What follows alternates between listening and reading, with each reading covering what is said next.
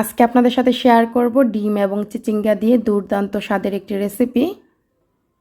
শুধুমাত্র 10 মিনিটে এই রেসিপিটি তৈরি করা যায়। আশা করি আপনারা পুরো ভিডিওটি দেখবেন, আপনাদের কাছে রেসিপিটি সহজ এবং অবশ্যই ভালো লাগবে। এই রান্নাটি করার জন্য আমি এখানে 700 গ্রাম চিচিঙ্গা নিয়েছি। চিচিঙ্গাগুলোর দুই সাইডের অংশটা ফেলে দিয়ে তারপর 2 ভাগে বা 3 ভাগে ভাগ করে নিয়েছি। এখন আমি খোসাটা ছাড়িয়ে নিচ্ছি। একইভাবে সবগুলো চিচিঙ্গার খোসা ছাড়িয়ে নিব। খোসা ছাড়িয়ে নেওয়ার পর ভালো করে ধুয়ে নিব। চিচিঙ্গাগুলো কুচি করার পর আর ধুয়ে নেওয়ার কোনো প্রয়োজন নেই।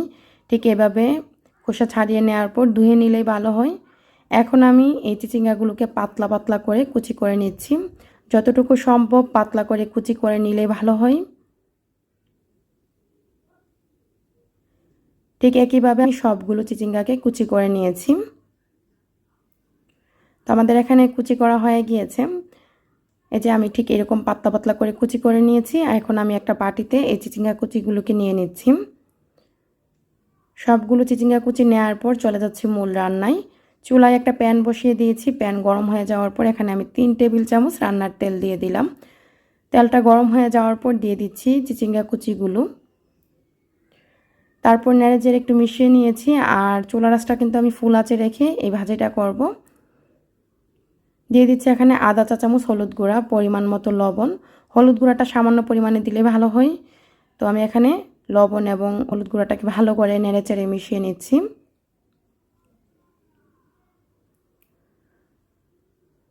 চুলার আঁচটা ফুল আঁচে রেখে একটু পরপর নেড়ে দিচ্ছি যাতে করে চিচিঙ্গাগুলো নিচে দিয়ে পুড়ে না যায়। তারপর আমি এখানে 6টি কাঁচামরিচ এরকম ছোট ছোট করে কুচি করে দিয়ে দিলাম। আমি ফালি করে দিইনি, আপনারা চাইলে ফালি করেও দিতে পারেন। তো আমি কাঁচামরিচ কুচিগুলো দেওয়ার পর এইভাবে 5 মিনিটের মতো রান্না করে নিয়েছি। এই যে দেখুন 5 মিনিট পর চিচিঙ্গাগুলো কিন্তু সিদ্ধ হয়ে গিয়েছে।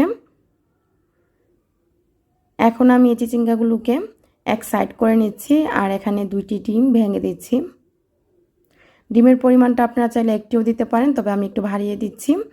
তো আমি এখানে 2টি ডিম ভেঙে দিয়েছি। এখন ডিমগুলোকে একটু নেড়ে মিশিয়ে নিচ্ছি আর চিচিঙ্গার সাথে ভালো করে মিশিয়ে নিচ্ছি।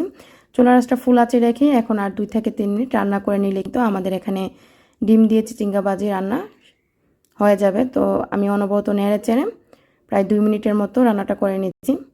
2 মিনিট পরে যে দেখুন আমাদের এখানে চিচিঙ্গা ভাজি কিন্তু হয়ে গিয়েছে। এখন আমি চুলাটা বন্ধ করে দিয়ে ভাজিটাকে নামিয়ে নিচ্ছি। আমি এখানে কোনো ধরনের পেঁয়াজ রসুন ব্যবহার করিনি। পেঁয়াজ রসুন ছাড়াই এই ভাজিটা করা যায়।